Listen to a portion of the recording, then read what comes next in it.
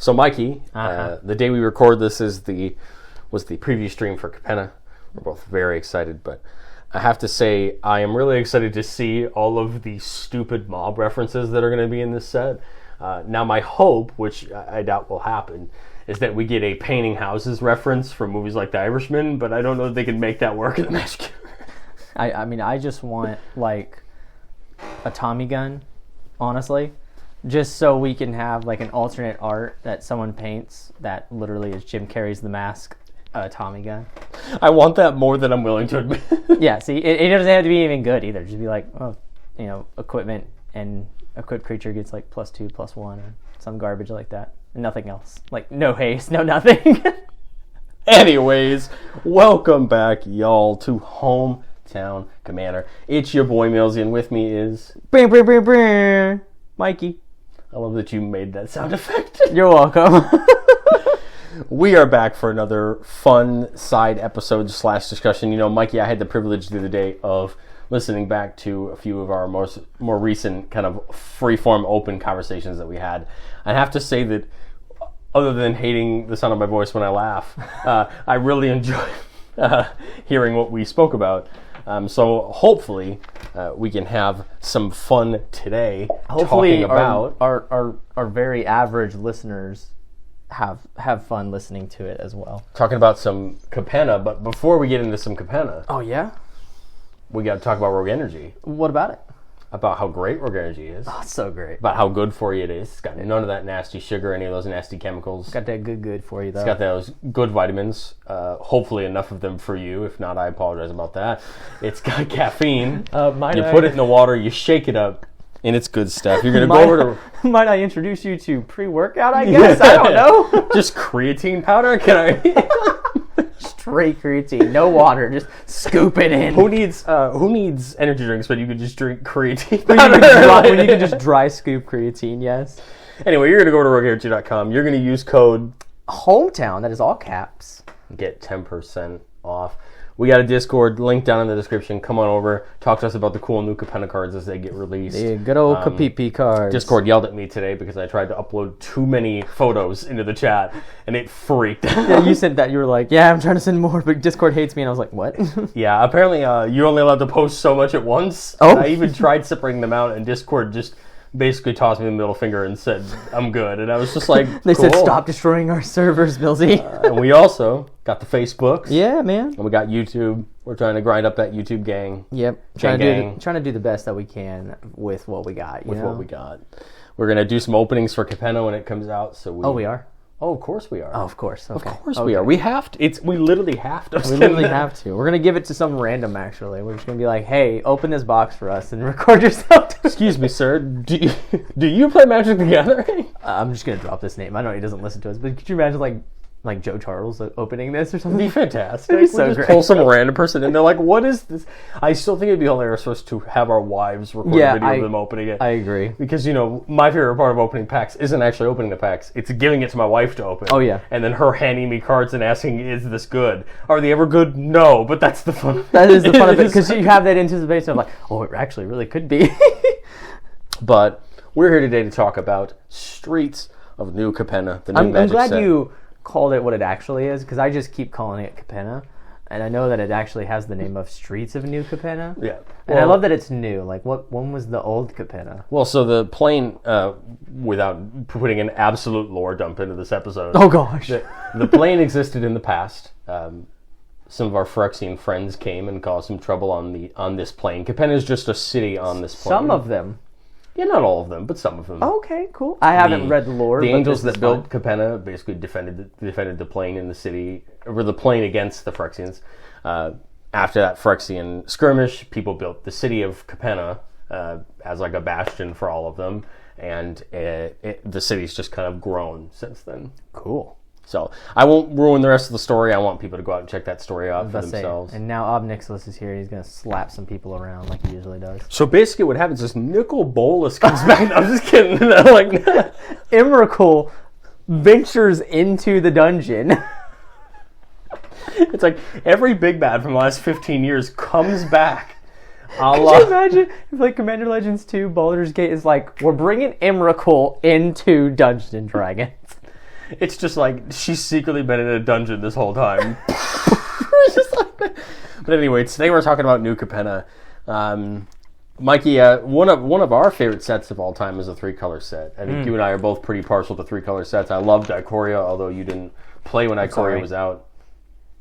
Ikoria was a really good time. Oh, no, I'm sorry, I didn't play. Oh, yeah. I mean, it was a fun set. And, Strixhaven, although it was a 2-color set, a lot of people played 3-color decks with Strixhaven, combining them together and playing things like that. But now we get another 3-color set. We get the opposite 3-color pairs. We get the shards instead of the wedges, like we got in Ikoria and Tarkir. And I have to say, I was really excited to see what we would get from our 3-color tribes or shards. This time, of course, they are families. They're crime families in the streets of New Capenna, and all of them are pretty cool. I feel like we need to insert like the most iconic line of all time. Just Vin Diesel family. We just 100% get canceled. Just family. just straight cut it in right here. No, no explanation. So, Mikey, I think what would be really fun is let's walk through the 5 families. Let's talk about who they are, and then I think our fun thought experiment for this episode, at least for the majority of it, is going to be we've seen all 5 of the Commander deck commanders today in the stream, and we also saw all 5 of the leaders of the tribes. Family. Now we know that the leaders of the commander decks are actually kind of the right hand or right hand ladies or women or men of these leaders, but I kind of think it'd be fun to talk about each of the families, talk about kind of what they do. Let's read off and talk about the commanders, and I think it'd be fun just to say which we like more, which we would be more apt to build. Not that we're committing to it, but which of the 2 of them would we like to try in the future, or do we think looks cooler? So the first off, just because they're top of the list that I have here in front of me, is the Obscura clan. They're our Esper clan. Black, family. Blue, and white family clan.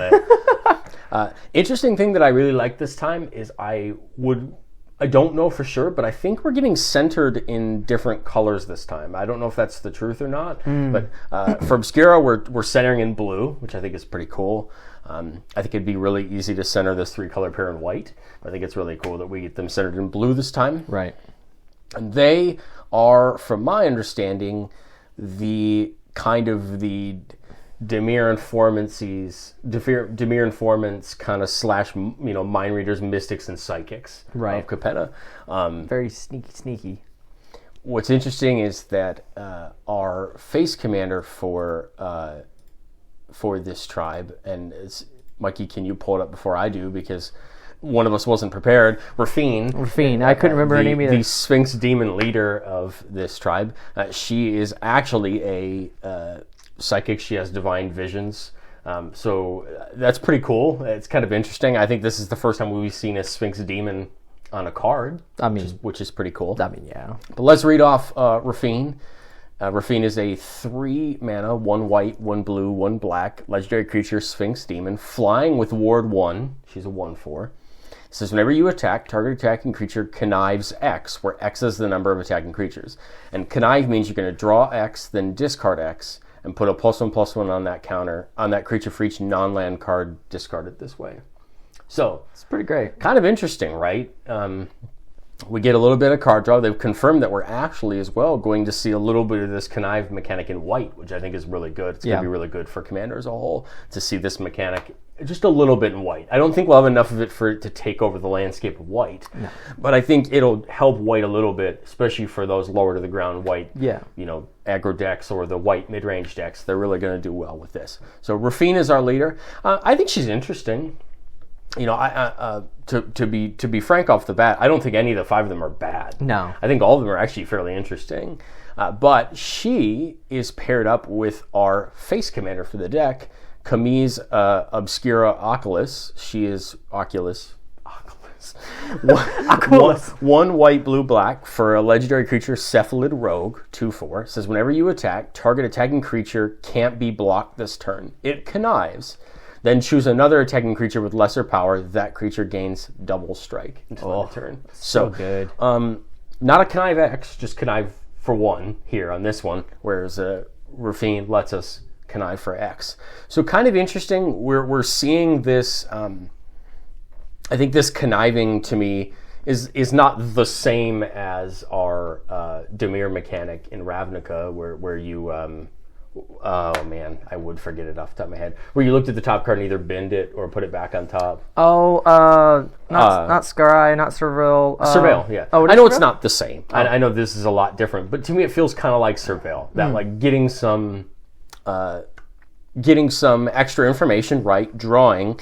But as a downside, we're discarding, but that's okay. We're in black. We don't necessarily mind discarding, right? Because we can get our stuff back. So this is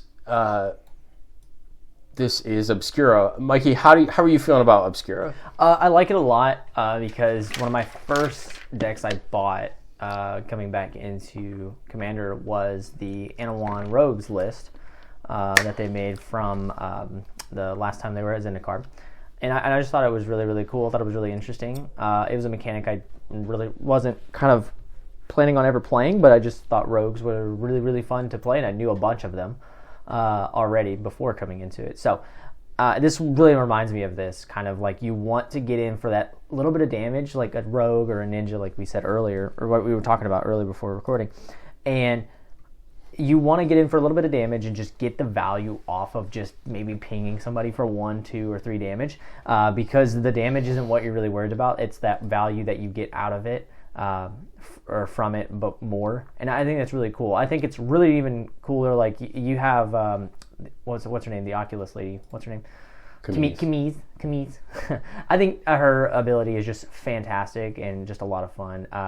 I like when a creature can't be blocked, even if it's like just a simple 1/1 or somebody that you really want to have do damage, like a Yuriko or an Anawan themselves or anything like that. Or even if you have a Criddle from Adventures of Forgotten Realms, that's great. You get great value off of it. If you're wanting like some big damage, then I think the Double Strike is great, or even just giving a big creature the ability to be unblockable is incredible. I'd love to see either an Esper or Obscura Rogues list. I think would be interesting. Yeah.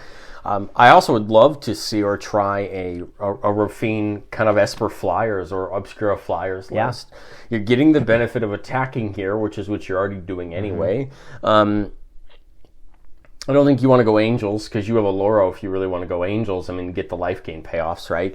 But I think Rafine could be interesting. I've been secretly looking for like an Esper Dragons commander for a really long time because I think it's an interesting combination of colors. Although I looked and there's really not that many dragons in that 3-color combination. I was going to say we don't have not to my knowledge, we have a dragon that is black and white, right? I don't think so. We don't. Well, we do have Shadrax from Silverquill from Strixhaven. Okay. But I mean, maybe it's something I kick around the idea of. I love trying dragons in 3-color pairs that don't deserve to be there. Yeah.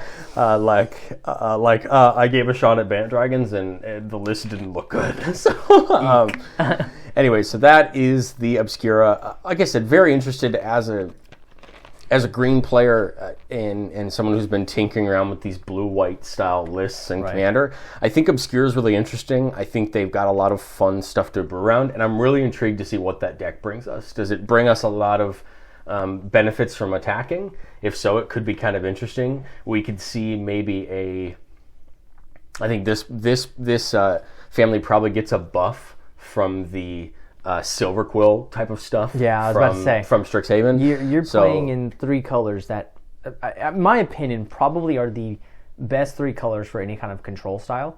You're playing in blue-black. You're playing in blue-white. So you're completely remove people from the game, and you're also gonna block them out from playing the game. And you've got all that classic control in blue-white. Exactly. You have that great either graveyard hate in blue-black. You have the graveyard recursion, or you have blue-black has some great control itself. Drown in the Lock. Yes. Some great cards that way. So and you got great removal in both black and white. So I think getting the attack bonus that these just 2 commanders give to you and whatnot are just great in of itself already. So now you're adding on top of what is already a great strategy in control, and now you're bringing an offense to it. I think that's going to help. And I think the best part of this is Connive does the one thing you want to do in blue, which is draw cards. And you're getting almost the best payoff you can for drawing cards, which is attacking, Yeah. which in Commander, unfortunately, is one of the most important things you can do. Nah. So I like it. I think it's interesting, and I'm intrigued to see what we see. Next up, Mikey, one of the families that you're the most excited about. And when we get there, we'll get to the one I'm most excited about. But next is the Maestros, our Grixis family. Blue, black, and red, centered in black here. And these are our vampire assassins. Very interesting clan. Of course, they are headed up by everyone's favorite vampire, Edgar Markov. No, I'm just kidding. Lord Xander. Every time. Lord Xander. Yeah, man. Very interesting card. I think both of us had the same response when we read Lord Xander for the first time, which was cool. Okay. That's gross. Yeah. He costs 7 mana for blue, black, red for a legendary creature, Vampire Demon Noble. Oh, it's so much. When it enters the battlefield, target opponent discards half the cards in their hand, rounded down. Whenever it attacks, defending player mills half their library, rounded down. Good luck counting. And whenever it dies, target opponent sacrifices half the non-land permanents they control, rounded down. What a card. Would do you really well to not ever let it hit the battlefield in the first place, but please make sure you exile it if it ever does. I'm already like pondering in my head, do I play him in the 99? Do I play him as a commander? You know what? I think as a commander, it would be one of those plays where I have so much setup for him to come onto the field and I already planned in my mind, I can keep him for 2 to 3 turns. Like that's what I'm planning in my head. So that's where I'm like, if I have him as a commander, my setup is so far into the future that I'm not going to worry about playing him because 1, he's 7 mana. 2, like you said it, he's an immediate like, I have to kill him now as soon as he gets onto the field. You certainly can't let it attack. No. Gosh, no. And by that I mean you and the other players don't want them to attack. All 3 of you don't want this thing to attack. You don't. And then the last part is you do not want to let it die. That's even worse. You really want to... this is a Path to Exile target if I've ever seen one. This is a Plowshare's target. I don't even mind giving him the 6 life that it would take to Plowshare this thing. I mean, so what I think is really funny about Xander is he gets juxtaposed in the commander deck with Hello the Painter, who's 3 mana, blue, black, red, just one of each. For a legendary creature, Vampire Assassin, Death Touch. It says the first instant or sorcery spell you cast each turn has Casualty 2. Casualty says as you cast that spell, you may sacrifice a creature with power X or greater, X being the casualty amount. When you do, copy the spell, and you may choose new targets for the copy. That's kind of scary. We're in the 3 colors that I'm kind of scared about them copying spells. You know, I promise I won't do this for every new one of these 3 color pairs, but since Strixhaven came out so recently, I think it's a good place. I think Angelo probably loves that Prismari deck. Oh, yeah. As far as getting lots of great spells to cast. Think about this. If you can make the tokens somehow, you can double up on draw spells, you can double up on removal spells, you can double up on damage spells if that's the way you want to go. I think Angelo is such an interesting commander. If I had to choose one of the 2 that I would do, it would definitely be him, because I think you have so much room to take a spells deck any way you want to go. Do you want to go... drawing and dealing damage that way, like a Niv Mizzeti-esque type deck? Do you want to go with just spell slinging and getting huge amounts of value? Like, I feel like there's so many places you can take it. Yes, Mikey, the listener cannot see you raising your hand. I know, that's the point. No. Does Veyron make his ability pop off twice? That is a very good question. One of us should pull up Veyron. Veyron says whenever you cast an instant or sorcery spell, or if casting an instant or sorcery spell would cause a permanent you control to have a triggered ability, it triggers twice. You would. You'd have to pay the casualty twice, but yeah. That's still pretty great. Like, getting 2 copies getting 3 copies is, getting 3 total copies, one and then the 2 copies is still very good. Then the best part about copying, remember, is if you copy an X spell, you keep the value of X. So crack willpower 3 times. or a draw spell with X in it. Yes. There's a lot of different things you can do there. So as a mechanic, I think Casualty is really good. Of the 5 mechanics, I really see Casualty being that mechanic that probably goes into the most non-Maestro decks. Yeah. Like, we saw already, I believe we got to see a counterspell already that I think is going to become very popular, not only in Standard, but I think it could be popular in Commander. It's called an offer you can't refuse. For 1 blue, it says counter target non-creature spell. Its controller creates 2 treasure tokens. Notice it doesn't say your opponent's spell, which means you could counter your own spell. And net 1 mana. you could opt, just as an example of a cheap blue spell that you could cast. You could do this in response. You net the 2 treasures back. Plus, if you have something that cares about when you cast spells, you're getting 2 triggers, right? You could actually, in Anello, you could play opt, casualty. I don't know if I'm doing this the right time. Probably not. Casualty. Get a copy of the opt. Get a copy of the opt. Counter one of the opts. You still get the opt. And now you get 2 treasures. Is that a lot for just 2 treasures? Yes. For sure. But it's still, hey, value is value. The card that Wizards showed today that was, to me, I think the art on this card is just really cool. It's called Little Chat. For 1 and a blue, it's an instant with casualty 1. Look at the top 2 cards of your library, put one of them into your hand, and put one of them on bottom. This is Scry 2, kind of, in the sense that one of them goes to your hand, though, and one of them goes to the bottom of your library. But for 2 mana, and in most decks that are playing blue, you have a pretty easy way to make 1/1s or artifact creatures for pretty cheap. So you're really going to kind of get 2 copies out of this most of the time. And that's what any blue spell deck in Commander wants. This is why Expressive Iteration has gotten so good, is your ability to look at those 3 and kind of pick spells out, right? I like this card, and I think this is one of those cards that's probably going to see its way played very far outside of the Maestro strategy. Yes.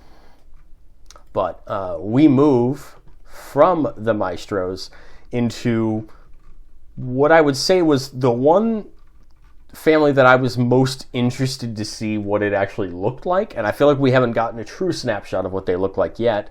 But we're going to talk about the Riveteers, our Jund family, black, red, and green. And Jund, their leader is Ziatora, the Incinerator. For 3 black, red, green, we have a legendary demon dragon with flying. So at the beginning of your end step, you can sacrifice another creature. When you do, Ziatora deals damage equal to that creature's power to any target, and then you create 3 treasure tokens. That's pretty great still.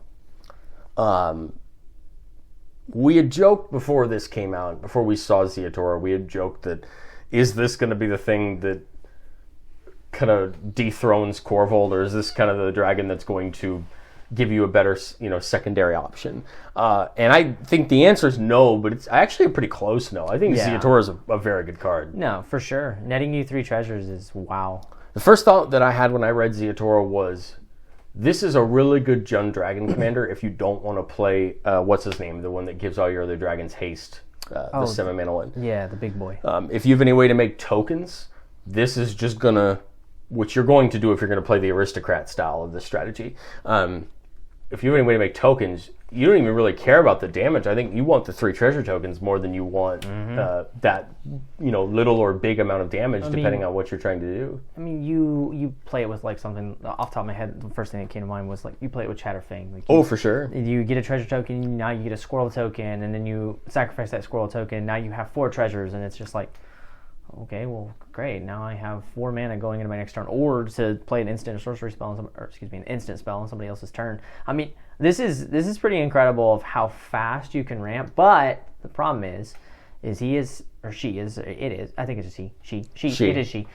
She is 6 mana, so getting there is going to take a little bit of time. Now you are playing in green, so you do get some ramp. You're playing in red, so you can, dockside to get there or something like that. But I mean, it's just how you plan it out, I think. I think it fits the same mid-range build that a Corvold does. For sure. Where you're trying to get this down probably turn 4 if you can, and you're trying to set up just a teeny bit. Corvold, of course, forces you to sacrifice a permanent when it comes in, right? Yeah. This doesn't, but I think you want to use her ability the turn it comes down, right? Yeah. So I think they fit the same bill.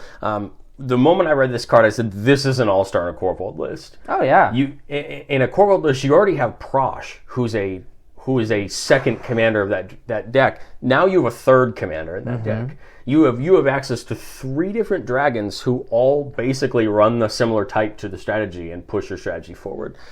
So for our commander deck, we get Henzi Toolbox Torre. For black, red, green, we have a Devil Rogue who says each creature spell you cast with mana value 4 or greater has Blitz. We'll talk about Blitz in a second. The Blitz cost is equal to its mana cost. So Blitz says you can choose to cast a creature for its Blitz cost. If you do, it gets haste, and when this creature dies, draw a card. Sacrifice at the beginning of the next end step. This is kind of like Dash we got from Tarkir, but it dies at the end, but you're going to draw a card off of it. As I say, it's a different way of keeping the value rolling. Now, the first question I had when I read Blitz was, can you respond to that trigger? And the answer is, yes, you can. Yeah. Specifically with Ziatora, you can use her trigger to... you can stack the triggers so that you could get her trigger before this Blitz trigger goes off. You choose which one goes off first. So you could actually sacrifice the Blitz creature to Ziatora to deal the damage without ever losing.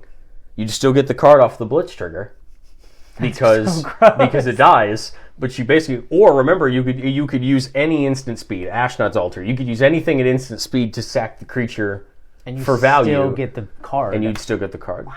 Think about it. Main 2, you could use it to a Phyrexian Tower or something like that. You'd still draw the card, but you could get mana out of that creature to after it attacks to do different things. Wow. So I think Blitz is a really interesting mechanic. The rest of the text on Henzi, because I want to make sure that we talk about it, says Blitz costs you pay costs 1 less for each time you cast your commander from the command zone this game.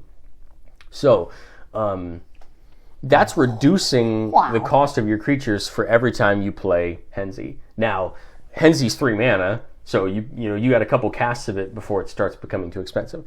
I think we have a really interesting dichotomy here between these 2 commanders. Oh, I agree. I love Henzi. I think Henzi is a very Jund mid-range to aggressive, fun, aggressive deck. I keep wanting to say Henzi, and I'm like, ah. And then we have Ziatora, who to me is kind of the epitome of what we've seen from Jund in the last few years. Treasures, creatures, dragons, right? All I can think of when I look at Ziatora is this makes any Corvold list better, and it makes any of her lists good, because think about those dragons we've got in the last 2 years. Goldspan, Gnawbone, Etsushi, and our other dragons from Kamigawa, who are going to aid the strategy.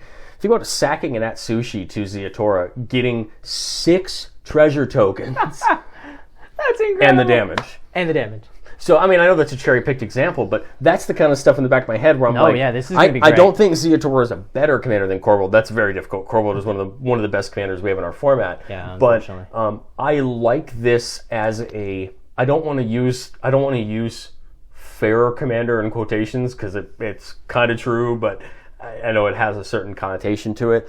But I think Ziatora is just kind of really fun. It gives us another Aristocrats commander to play. It gives you a different way to approach it. And I think it's just really fun. I'm glad they gave us a dragon that does well. And I have to say, I was pleasantly surprised by this card. I was actually kind of worried that it wasn't going to kind of dirtle. It wasn't going to be that great of a card. Yeah, it was going to fit into any of your Jund Dragon lists, but it really wasn't going to have anything that really had staying power. And now that I read this card, this card makes me either A, want to build around it, or slam it to a Jund Dragons list and find it off a tutor and use it. You know what I mean? I personally think Henzi is just a little bit better for me. Yes. Because you're gonna want to go fast with his strategy, and I think that's going to be incredible. I think you're going to want to keep around like your Corvolds, because you're going to put it in the list. You're going to keep around the Zatori. You're going to keep around the Parashas that help you push your strategy further. But I think you're going to probably bring in something like... You're fine with bringing in... And I can't believe I'm saying this. You're fine with bringing in like a Craterhoof, doing its thing, and then moving on. Now, granted, yes, that's a game ender. That's fine. And I'd love to cast Craterhoof for 3 less mana. Yeah, exactly. You know what I mean? Or 2 less mana. The funny thing is, though, is like when you play Henzi, like for the first time, that makes all of them cost 1 less each. So if you get a bunch of ETBs like creatures, if you play the Blitz cost, of course. Yes, if you play the Blitz cost, which that's what you're going to be moving for Henzi. So I think that's where you're fine with being like, okay, I'm fine with playing this Cratered Hoof, this in race Forerunner, this blah blah blah, enter the battlefield, does great things. If it dies, okay, cool, I'm fine. I still have my wonderful permanents that I've been pushing worth. I think Henzi definitely, to me, feels like more of an aggro mid-range commander, whereas Ziatora feels like more of a combo commander. Yes. And I love the fact that we have two different styles in the same family. That's just really cool. And I already had my choice of which family I love the most, and we'll get there. They're probably coming up next. Oh. But Mine's not. I'm sorry. Ziatora just makes me want to play around with Jund more. Mm-hmm. I told you before Capenna came out, I said the problem for me in Jund is Corvold makes the most sense for what I want. Yeah, it literally goes Corvold like at the very, very top. And then Windgrace, and then a lot of other things that aren't I forget the same. Windgrace is there because Corvold is just high. Jund Landfall, But to me, Ziatora makes me more interested in building Corvold. It makes me more interested with playing around with... Now I can play around with more of the treasure side because I have so many great payoffs for treasures now on dragons, whereas we didn't have them 2 years ago, which I think is just kind of interesting. So... Are you playing Magda in that list? I am not, but we'll talk about that. Okay. I just thought about it. I was like, man, that would be fun. We will talk about that some other time. Yes. I'd love to have that conversation. But let's move on to the... now your favorite? Let's move on to the family I'm most excited about, Yeah. because I'm a green player at the end of the day, and I'm a sucker for a good green list. And that is the Cabaretti, our Naya family, green, red, white, centered in green. They are our, like I said, they're our Naya family, and I think they do everything that Naya's done before, but they just make it fun. Their ability is Alliance. It says when another creature enters the battlefield under your control, I think you get something. And I think that's the way that most of the Alliance... It's whenever the first creature or whenever another creature? Yeah, it's kind of when a creature comes in. So think about it like landfall, but for creatures. That's what you need. I know that probably over-analyzes it, but I mean... No, I think that's perfectly fine. Alliance is a very interesting ability, but... It's like an ETB for another creature coming in. We get to talk about my boy. Oh, Okay. dear. Okay, all right, savior. hang on. We still have plenty of time. Go for 45 minutes. All right, moving on. We have the savior of Naya, my friend. The savior? Come in, Naya's friend. fine. Come in, friend. I'm just kidding. No, I'm just being funny. We have Jetmir, Nexus of Rebels. This card, when I saw it for the first time, I actually might have lost my mind for a few hours. I did too, in a very bad way. It is 1 red, green, white for a legendary creature, Cat Demon. Thumbs up already. Creatures you control get +1/+0 if you in a vigilance as long as you control 3 or more creatures. Creatures you control also get +1/+0 and have trample as long as you control 6 or more creatures. And then that wasn't enough. Creatures you control also get +1/+0 and double strike as long as you control 9 or more creatures. And it is a 5/4 for 4. Mikey, you know I've been spending my time messing around with Girid, of course, one of our precon commanders in the past. Naya tokens. And I've been looking for a Naya commander who actually gave you a payoff for going wide, because Girid does, but he also doesn't, right? He gives you the ability to copy tokens, which is great, but you have to rely on your sub-strategies to make it work. The thing I love about Jetmir is, Jetmir, if you think about it, is a bomb for 4 mana. You don't need Jetmir out to take advantage of it, but once you set it down, you're probably going to give creatures vigilance and trample right away, because you're probably not putting Jetmir down until you have tokens already. I think Jetmir is one of my favorite Naya commanders I've ever read, and we are in a world where Geshath Dinosaurs exists, and I love that deck. But this card is really interesting. And then we got our... Face commander. Our face commander for the deck, we have Kit Kanto, Mayhem Diva, 1 red, green, white for a legendary creature, Cat Bard Druid. What a combination of creature types. I would never play Bard and Druid in the same character. But when it enters the battlefield, create a 1/1 green and white citizen creature token. These citizen creature tokens are going to kind of be the token for the Cabaretti. And it says at the beginning of combat on each player's turn. So note it says each player, not your turn. You may tap 2 untapped creatures you control. When you do, target creature that player controls gets +2/+2 and gains trample until end of turn. Goad that creature. So we have a goad commander now. Another one, yes. We have one that cares about tokens already. I mean, and this card is really interesting. I think for me, this is an all-star in a Jetmir deck. Yeah, You have so many tokens. Remember, guys, that when your tokens come in, you can't do anything with them the turn they come in. This is just like Crew, where you're using this to tap them for an ability, not them, which means you can tap those fresh tokens you made on your turn that can't attack yet. Correct. Do this, and you goad the creature, which means hopefully if you pick a big creature that might have come at you anyway, it's not going to come your way, and it's going to go with somebody else. I think goading and a token strategy is really going to be super strong. You're already going super wide. You're probably playing something maybe alongside Jetmir that pumps your creatures even more, maybe like an Anthem or something. And you think of how many you have in Tangible Virtue. Yeah. You have so many that they're just going to make your tokens harder and harder to deal with. So now you're pulling back, or not pulling back. You're even going further. Not going backwards, going forward, and saying to your opponents, hey, that big giant, 17/17 with trample, Managorger Hydra is now going at everybody else except me. So thank you, good night. I really hope that we see, because remember, we're on the first day of Capenna's spoilers. We got to see some before the stream, but in all reality, we've seen probably 3 or 4 cards from each family so far in the grand scheme of things.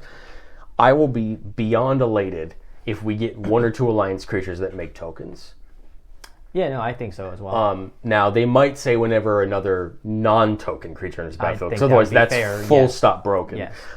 Which, don't get me wrong, I'll take it, but I mean, we should probably be fair when we want to play Magic. Yeah, don't be stupid. Be fair. But as soon as I saw Jetmir, this is my deck for this set. I'm very excited about this, and I think this deck is just going to be a lot more fun than I think it's going to be. It's going to be interesting, and it's going to pay off all of the token strategies we've seen in the past.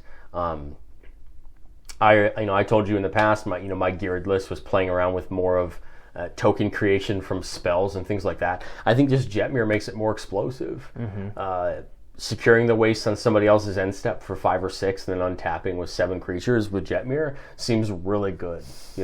The ability to make, use Divine Visitation to make angels instead of 1/1 soldiers seems really good. So I will stop my tirade about Jetmir. Can I start my tirade now? Yes, we are going to start your tirade. The final family that we're going to talk about for Capenna are the Brokers, our Bant family. Green, white, blue. This was the family that I told you that was very intrigued to see what this was going to be. I think both were, yeah. Bant is one of those color combinations that has always had some interesting stuff. Bant's color combination I love, of course. Green, white is one of my favorite 2 color pairs. But we got the shield counter mechanic. Shield counters, think about them like umbras that you put on the creature. Yeah. They're basically just umbras for free. Yep. When they would die, you remove the counter instead. I don't know how the ruling works if you have an Umbra and a shield counter on a creature. That's something I might want to probably choose which one you I would think off. They might both go with that how makes they're sense. worded. That is so true. We'll figure that out when we might have to figure that out. And by figure that out, I mean don't play Umbras and shield counters in the same day. We have creatures. We have 2 commanders who both care about counters in general. We're going to start with the answer to all of our problems herself, Falco Spara, Pact Weaver. 1 green, white, blue, legendary creature, Bird Demon, flying, trample, flample. Yes. It enters the battlefield with a shield counter on it. Yes. Hey, free protection from anything that's not exile for your commander. I'll take it. You may look at the top card of your library at any time. Yes. That seems decent. You may cast spells in the top of your library by removing a counter from a creature you control, in addition to playing its other costs. Mikey, when I first read this card, I read it like, I have to remove a shield counter from that creature to play a spell. But what popular strategy do we have in Bant that we're going to have a lot of good access to? Something that my Birds deck is going to move more towards +1/+1 counters. Yeah, we have a lot of ways to give stuff +1/+1 counters, which means Falco should be able to play anything you want off the top of your library. Now, we also saw Broker's Ascendancy, which is the ascendancy for this family, before we started seeing more of the set. And it says at the beginning of your end step, you put a +1/+1 counter on each creature you control and a loyalty counter on each planeswalker you control. Mikey, so Spara's going to get a free activation on your next turn if you have Broker's Ascendancy out. Yup. Not only that, like, we saw I think it was very underrated with the other decks that came out during that time. We saw a pretty decent green and white deck that just came out not too long ago that was called, Coven Counters. With I don't know what you're talking about. With two very, very good commanders for something that, I don't know, Mikey, we as a podcast counters. have never talked about Coven Counters. Oh, never. There is definitely not a head-to-head episode out there in our back catalog where you can go listen to that. But our other commander, the commander I love the most on art, just art alone? is Perry the Pulverizer. Perry! 1 green, blue, white, for a legendary creature, Rhino Soldier, and this man has a hammer. This man has a hammer. He has a hammer. This is when it enters the battlefield, put a shield counter on target creature. I like that it's target. Yeah. I think that's really good. I'm not glad just himself. It's not himself. Yeah. I think that's great. I'll read the rest of it, but I'm going to come back to that entering the battlefield thing in a second.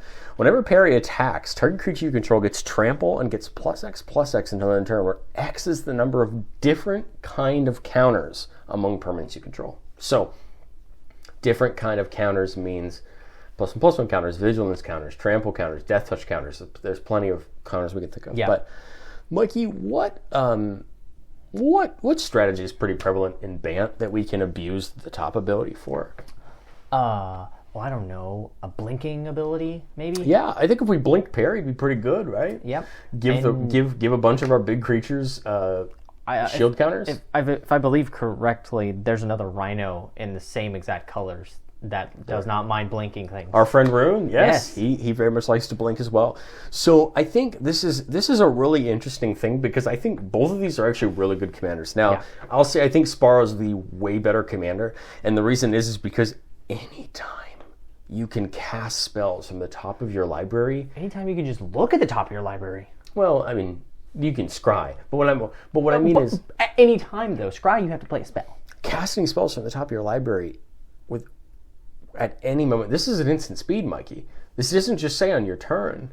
If you have a counterspell on top of your deck, if you have a Cyclonic Rift, if you have an instant on top of your deck, you can play it at instant speed. Yeah, that's true. This isn't just a Vivian where you can play creatures off the top of your library, or this is a Courser Crewfix where you can play lands off the top of your library, which you actually can't, unfortunately, play lands on the top of your library with Spara, but that's okay. It says you can cast those spells. Yeah. Lands, unfortunately, aren't spells. Sure. So, one downside.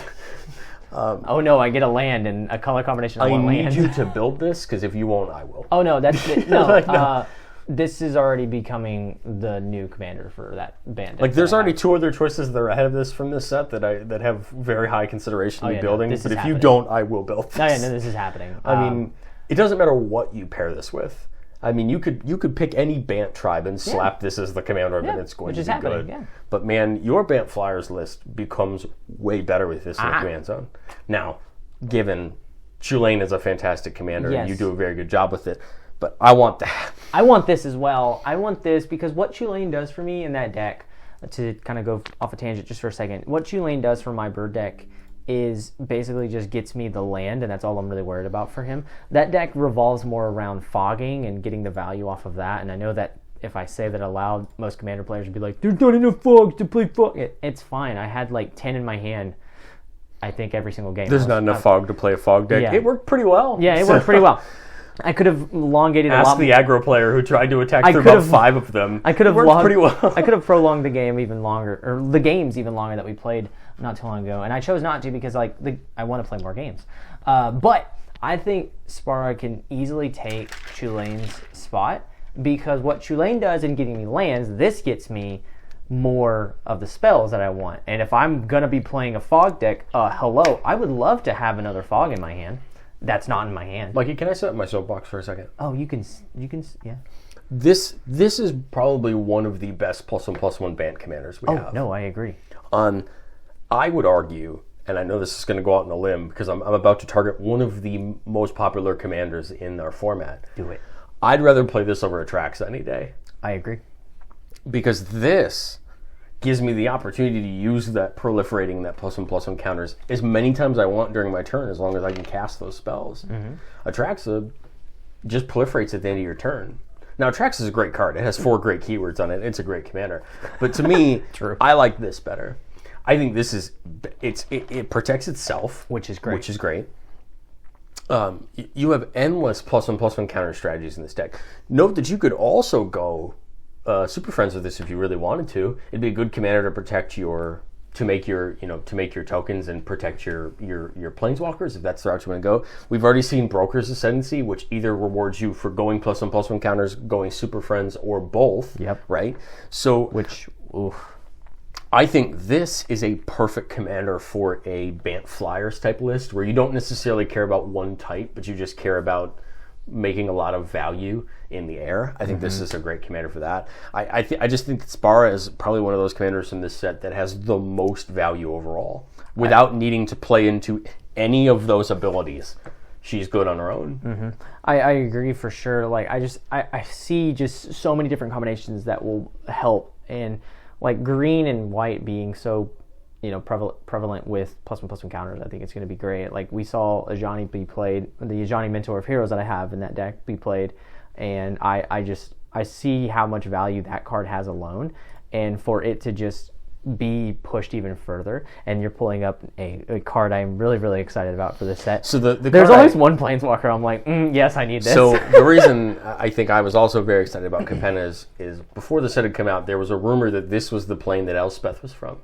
One of my favorite planeswalkers from our time on Theros. Elspeth is back. She's in her fancy clothing.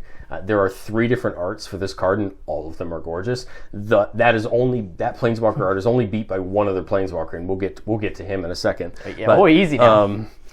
Elspeth, her +1 says you could choose one target creature, put a +1/+1 counter and a counter from among flying, first strike, lifelink, or vigilance on it. Mike, you're getting 2 counters. One's the +1/+1 counter, which you probably are able to put on there already.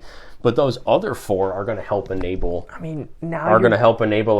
Pulverizer friend, or they're going to help Spara. I mean, now you're playing into like the what is it called? I've lost track. It's an enchantment. It's green. It does the doubling of the counters. You got Doubling Season. Season. And Primal Vigor. Those both are going to do both counters and tokens. You have Primal Vigor's going to go Branching Evolution, which does just +1/+1 counters and doubles them. You have Hardened Scales, which just adds one more. And then you have stuff like you have one more enchantment. You have Warm Parallel Lives, which doubles tokens and not counters. Yeah. So you in green you have a lot of support for this. Sorry, I didn't want to. Her -3, you can look at the top 7 of your library, put a permanent with mana value 3 lesser among them onto the battlefield with a shield counter on it, put the rest on the bottom around the border. So this works great for your low to the ground Flyers decks. You're going to go get one. And her -7, create 5 3/3 white angel creature tokens with flying. Golly, dude, that's disgusting. You only have to tick her up twice. That's so gross, dude. And that's so gross. Remember, if you have a Broker's Ascendancy or you have any other way to proliferate, you might only actually have to use her once. Now, you get to play one of my favorite recent Phyrexian Praetors. You realize with Vorinclex, on the turn she comes down, you could -7 her. Yes.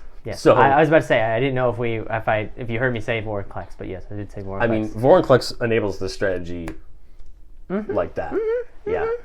So I have to say, I had a lot of high hopes for the Brokers, and I think that we have definitely got some great value from them. What we need. Now, I would love to say that Elspeth has the best set for art for Planeswalker in the set, but it does not. I'm going to see if I can find a photo of this really quickly, Mikey. It might take me a second. Are you talking about the boy himself? His card isn't necessarily the best Planeswalker in the set. No, I think. But the art of this man's card is absolutely gorgeous, and the Planeswalker that we're talking about, Mikey, is our friend Mob Nixilis. Mob Nixilis, yeah, nice. Shout out to the Reddit page for not giving me the art when I want it. Why didn't you go to our Discord? Because my phone's currently recording, Mike. Oh, you don't have Discord on your computer? I actually do. You were supposed to just let it go. See, you can't do that. No, yeah, I think Mob Nixilis has got some cool stuff. for sure. So he has 3 arts, just like most of our planeswalkers these days. You have the regular card, you have the borderless, and then there's a frame just for Ob Nixilis. But seeing him in that pinstripe suit, pretty nasty. Is pretty gorgeous. Oh yeah. Now he's not the best planeswalker card in this set. In fact, I kind of honestly think he's the worst. But yes, I agree. Well, I don't know, man. Whenever you can do an ult for, basically just casting it, I think it's pretty great. He's got Casualty X on him, so if you have a 7/7 that you're just like, I'm fine with you dying today. Yeah. Okay, go die. Or oh my god, holy cow! If you blitzed in a 7/7 with our boy Hansy, I know that's not his name. I want to call him that though. I feel like it's fine. I feel like we all get who you're talking about. Yeah. If you blitz in oh my god, you draw a card, dude. Combos, baby. Why would you combat when you can combo? I think I just prefer Vivian because it's mono green. Shut your mouth. That's the only reason why. It's pot on a planeswalker. It is pot on a which is never bad. Yes. And it's green, and Millzy, if anything, is pro green. You're pro green, yes. I love the little politician thumb there. By the way. So I want to go into 2 quick things here before we finish our conversation about Capenna. Let's do it, guys. I don't think we plan on doing any more spoiler reactions. We just kind of wanted to talk about this. This is a set we're really excited about. We were very excited. Plus, this is the set that Commander 22 comes out about. So this is something we care about. Excited. These are the precons, just like with Strixhaven and Ikoria, that are going to be kind of coveted, that people are going to chase down. So we wanted to talk about it. So we have 2 cycles of cards that I really quickly want to mention and talk about before we finish out our conversation about Capenna. We have the finishment of the Triome cycle. They are not, of course, called Triomes. They're all a place for each of the 5 families. And they are lands with each of the 3 types of the colors that they're in. They come into battlefield tap. They tap for any of those 3 colors. And they cycle for 3, just like the Triomes. So we have the finishment of the Triumph cycle, which is really great. All 5 of these color pairs, these 3 color pairs, loved getting these lands. Mm-hmm. Now, thankfully, most of them have a way to get them. Most of these have, of course, are able to play a bunch of fetch lands, which is going to mean this is your first fetch, just like any other color that had a Triumph. Yeah. But I think the thing that might be more fun to talk about are our charms. Each of our families are getting a charm each. We've seen those already. Wizards spoiled those for us as they were putting out the different families, the stories. Yeah. We also have seen Broker's Ascendancy, which means hopefully we're getting Ascendancy for all 5 of our families. Yeah, as you know, in the past, the Ascendancy cards have been really cool. Of course, we are both big fans of the Tarkir ones. All 5 of them are pretty cool, and they do some pretty cool stuff. They all do pretty great things, yeah. For sure. So let's talk about the charms really quickly. I would just love to hear, Mikey, which is your favorite of the 5?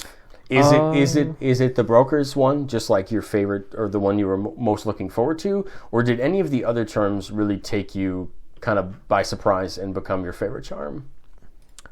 One that I'm really, really intrigued on is, or one that I see it being super, super helpful, and I don't know if you can play either one of the Obscura commanders in like a ninjas list and it just be as good. I know it isn't, but if it could be as good as playing just Yuriko and having fun. But I mean, I like the Obscura charm. I like its first ability, and I like all of them, honestly.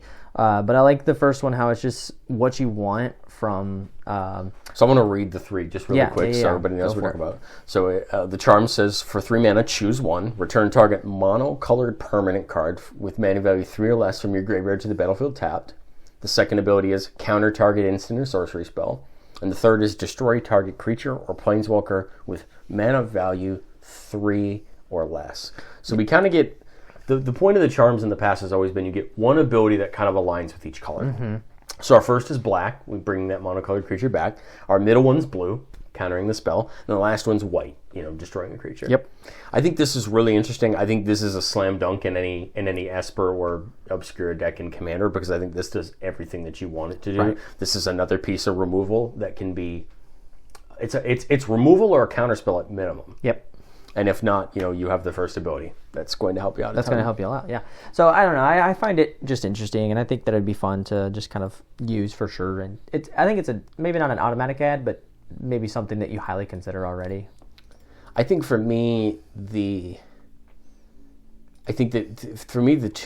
two best charms are honestly just the two families that I was most excited about to begin with.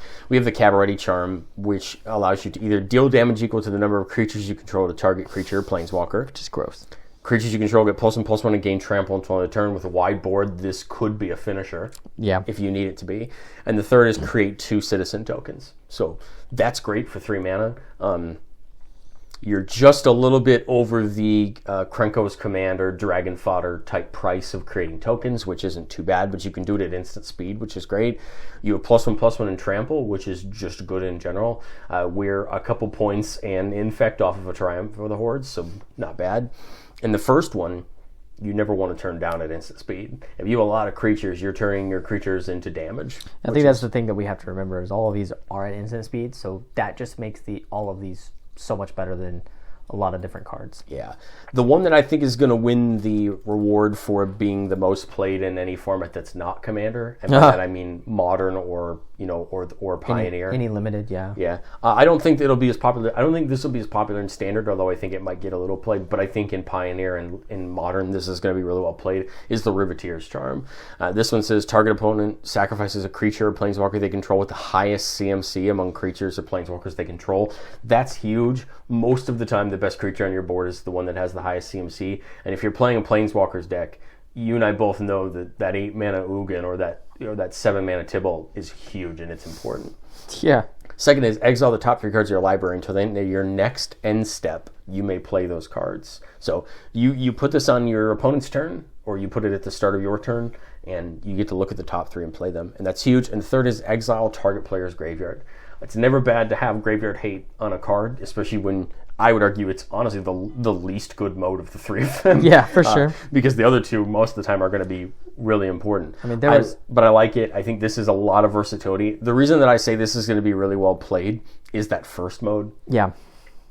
Getting rid of a creature at instant speed that gets around Hexproof, it gets around Shroud, it gets around everything is going to be huge. And it gets around Indestructible, right? Your opponent has to sacrifice it. They don't have a choice. Yeah. So I really like the Riveteer's charm. But for me, third place goes to the Broker's charm. It's great. And the reason is I think it does exactly what you want. I think all of them do what you want in those 3 colors.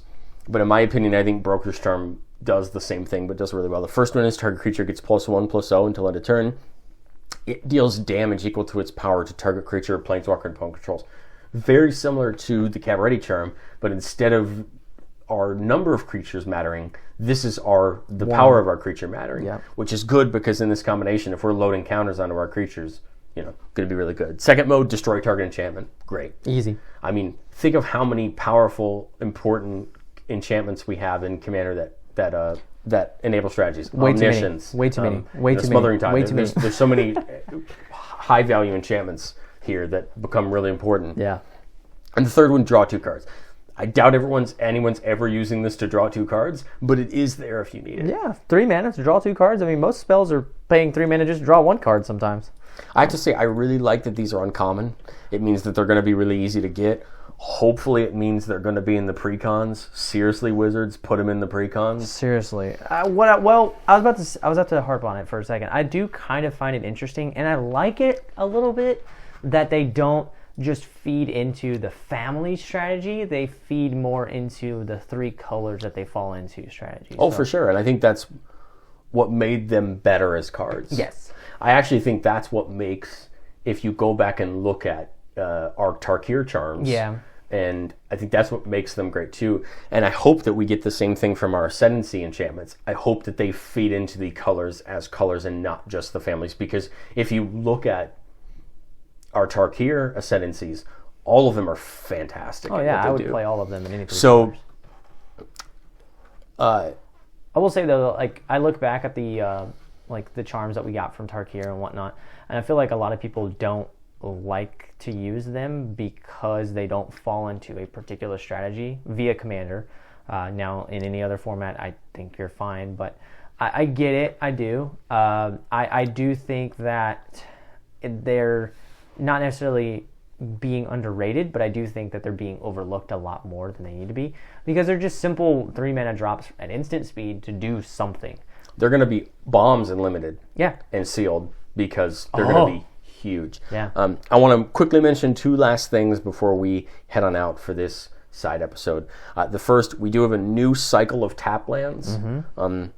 They're only the 2 color pairs that make up these 3 colors. So we have blue white, white black, black red, red green, green white. So the reason that there are these 5 is because all of these combine into the 3 colors that we have in the set. Those are going to be really good for limited and sealed. They're going to be really important. All of them come in tapped. They give you either, and then for 4 mana you can sack them to draw a card, which is great if you have a budget. If you're more on a budget in Commander, all 5 of these are great lands. I think all of them, minus the gate type, are strictly better than Guild Gates, unless you're playing a gate deck. Then the Guild Gates are better. But these are even better than the tap lands that just come in tapped. Yeah. They at least give you the ability to sacrifice them. Yep. These are kind of similar to why I like the 2 color lands from Call Time. All of them have some sort of ability on them other than just coming in tapped, which makes you enjoy them. And my last point, I said this in our Capenna episode. I'm going to say it again. I do not like that Wizards isn't putting the full art lands. You mean Kamigawa? Yeah, for Kamigawa. Yeah. I do not like that Wizards isn't putting the full art lands in every pack. To me, it's cheap. I get it. It sells packs. We're already going to sell the packs anyway. Here's my thing. If draft boosters had them 1 in 3, but set boosters had them in every one, we wouldn't be having this conversation. I'd be like, cool. All right. Yeah. The only place that you get one of these in every pack are collector boosters. Which for somebody like now, mind you, they're foil, but still. Well, I was about to say, for someone like me who doesn't really care too much for foil, I'm like, okay, who cares? But my problem is these are going to sit at over $1 a piece. The Kamigawa lands are still sitting, most of them, above $2 a piece, which is unfortunately stupid. And I opened a set. I opened a set booster box. We opened it together. Unfortunately, we didn't open that one on camera.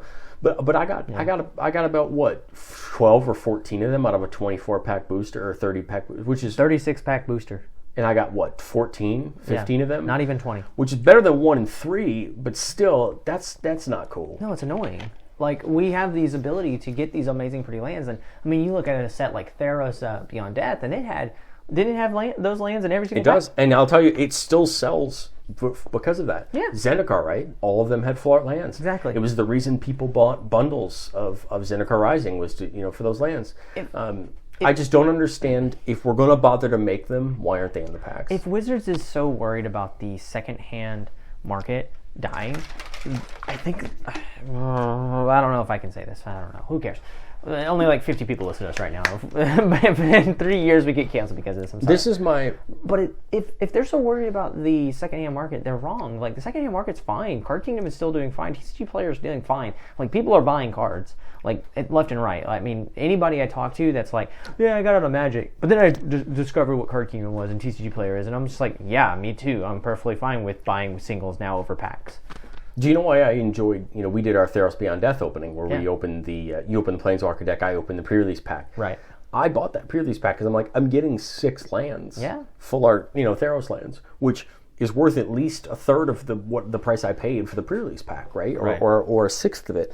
So my thing is, if they're going to bother to give us 2 copies of arts for each of them, to me, they need to be at minimum in every set booster. Yeah, I think that would be perfect. I think 1 in 3 in the draft boosters, it is what it is. Wizards has already clearly told us that they don't like draft boosters anymore. They want everyone buying set boosters because set boosters are more expensive. You have the option of potentially getting more than 1 rare, and Wizards is going to use that to make them more expensive. But if that's the case, put 1 in every set booster. Yes. Still give me the 1 in 5 or 1 in whatever of it being foil. Okay, sure. Okay, don't put a foil one in every one. Yeah. Make it a little bit, maybe make it a little bit harder to get a foil one, but they should be in every set booster. I mean, are you taking away from the artist that does the normal lands, or are you taking away from the artist that's doing these incredible ones that we're more excited about than the reason I thought they did the Kamigawa ones was because they went over and got artists from Japan to do them. My thought was maybe the contracts with those were a little bit more expensive, and that's why they didn't print as many of them. But here, these are artists that have done other cards. These are American artists. These are artists they work with all the time. There's no excuse to me here. Commander is a format where people like to put their personality into what they use for their deck. Sleeves, Yes. playmats, lands. Yep. I know people who specifically have every different land in their decks a different art. I know people who want all the same art for the lands. Totally. I know people who only want old border basics, from back in the day. I know people are like me who only like playing full art lands because because that's what they like seeing. I know people that also like to play like all lands for one set, which I think is also really cool. So for me, I'm not willing to concede that it's not going to cost them any different. It costs them the same to print these as it does the basics. Now, If I can print on a printer, what it's angers the me, same. the only thing that angers me about this now is they've shown us time and time again that the bundles will never have the land packs be full art ever again. The one time they did it, which I'm really sad they never did it again, for Battle for Zendikar and for Gatewatch, you actually got full art lands in that bundle pack of lands. Now you get a pack of Pringled basic lands, and you get a pack of non-foil basic lands, which, don't get me wrong, the art on the basic lands are fantastic. That's never been a problem. No, yeah. But to me, why are these not in every pack? If someone can honestly give me a good answer, I'd love to entertain the answer. But to me, these sell packs. Yeah. And not at 1 in 3. Have you bought any Kamigawa since we opened it? You want to know the actual truth? No, I haven't. I don't. Do you know why I haven't bought it? Because of these lands. Because of the lands. If those lands are 1 in every pack, I might have bought an extra bundle or 2. I probably would have bought a few more packs. Like, I went into an LGS that I'd never been into. It's over in Firewall Mall. I walked in there, and I would never go in there again, beside the point. But I supported the LGS. I bought 2 packs. I grabbed what I wanted, but I didn't get Kamigawa. I didn't get, like, Crimson Vow or anything like that. I just got... I rode the pony on AFR for the 1 billionth time. Hey, listen, we support riding the pony, but it's not that I mean, what's funny though is I got an AFR pack, and you know why I got the AFR pack? Because I know that one of those cards is going to be a fun little tidbit and a little wink and a nudge to something I already know and I love. And what did I get? I got the alternate Evolving Wilds that has beautiful card. The what is it called? Not the storybook. Is it called the storybook? I think they call it the rule book frame. No, that's what they call the creature cards. I think they call it the module frame. The module. Isn't that what they call those stories? Yes, it is a module. Sorry, not storybook, module. I got a module frame that, and then I also got no, it's not borderless, unfortunately. Darn. But I got the white book, whatever, the angel book, and I was like, wow, that's awesome. It's a great card. It is. It's a really great card. I paid for the pack if I wanted to sell it. But I got that pack because I knew I was going to find more value personally out of it than I would if I bought a Kamigawa. Like, the guy literally was like, well, we just got Kamigawa? And I was like, I know what Kamigawa is. And I literally looked him straight in the eye and I was like, but I don't get a fancy land, so I'm good. So one last quick aside, we're getting vehicles, which is cool. Your vehicle deck gets more Your vehicle deck gets more and more. Yes, it does. Well, guys, thank you so much for joining us for this episode. You know, we both are really excited for this set, and we didn't necessarily want. We don't want to do a review. We're not going to do a react to the spoilers. We will still do an episode when before Capenna comes out about what we're excited to test, what we're excited to put in our main decks. Those kind of episodes will come out. But I think the main reason we wanted to talk about this is because it is Commander 2022. This is the Commander 2022 set. It's going to... These precons are going to be some of the most sought after precons this year, maybe plus or minus the Commander Legends 2 one, and we'll get there when we get there. But come on, June. If for some reason this is the first Magic podcast you've listened to, and this is, you know, and we're the people that you're hearing and you're trusting for information, please pick up one of these precons. Yeah. If you're interested in any of these 3-color pairs, I think all of these are going to be good. They're going to set you off in the right path. I think the Strixhaven precons did the same thing, and I hope our Commander Legends 2 precons do the same thing. But this is the flagship product for Commander 2022. So I like all 5 of the commanders. There's not any one precon that I would say, whoa, warning, don't pick that one. I think the strategies look good, the commanders look good. Now, we've seen none of the cards yet. No. There's going to be extra commanders. There's going to be, normally these come with another commander that you can play with the deck. They've announced they're all going to have 15 brand new cards, including the face commander, which is great. Which is really cool. We're going to see a lot of new cards for our strategy. The one thing I'm very intrigued about the commander decks is they're going to have a 2-card sampler pack that's going to include some fancy frames for the cards potentially in your deck or cards from the main set, which I think is going to be cool. Really hope that doesn't mean that they'll. The prices will still stay the same. I really hope that it doesn't jack up everybody's expectations for them, I guess, and makes them just go. I think we're still going to see the $40 price point that we've seen on all Commander products. Make people go and buy 4 billion of them at one point in time or something like that. Oh, and with that, we'll talk to you guys later.